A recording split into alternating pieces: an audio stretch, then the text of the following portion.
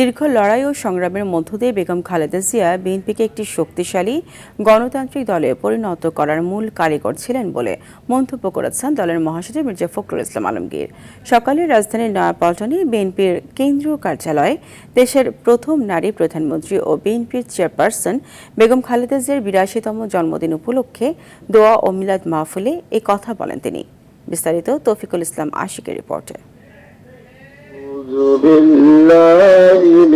দেশের প্রথম নারী প্রধানমন্ত্রী ও বিএনপির চেয়ারপারসন বেগম খালেদা জিয়ার ৮২তম জন্মদিন উপলক্ষে দোয়া ও মিলাদ মাহফিলের আয়োজন করেছে বিএনপি। সকালে রাজধানীর নয়াপল্টনে বিএনপির কেন্দ্রীয় কার্যালয়ে কোরআন খতমের মধ্য দিয়ে দিনের কর্মসূচি শুরু হয়। অনুষ্ঠানে বিএনপির মহাসচিব মির্জা ফখরুল ইসলাম আলমগীর বলেন, বেগম জিয়ার আদর্শ ও দিক নির্দেশনাকে ধারণ করেই বিএনপিকে এমনভাবে গড়ে তুলতে হবে যা ভবিষ্যতে সত্যিকার অর্থে দেশকে নেতৃত্ব দিতে এবং বাংলাদেশের স্বাধীনতা ও সার্বভৌমত্বকে অক্ষুণ্ণ রাখতে সক্ষম হবে। বিএনপিকে আমরা সত্যিকার অর্থেই এমন একটা গণতান্ত্রিক দলে পরিণত করতে চাই যে সত্যিকার অর্থেই বাংলাদেশকে নেতৃত্ব দিতে সক্ষম হবে। একই অনুষ্ঠানে বক্তব্য রাখেন বিএনপির সিনিয়র যুগ্ম মহাসচিব রুহুল কবির রিজভী। দেশনেত্রী বেগম খালেদা জিয়া, বন্ধুরা আমার, তার ৮২তম জন্মদিন আজ, আর ৮১তম জন্মবার্ষিকী।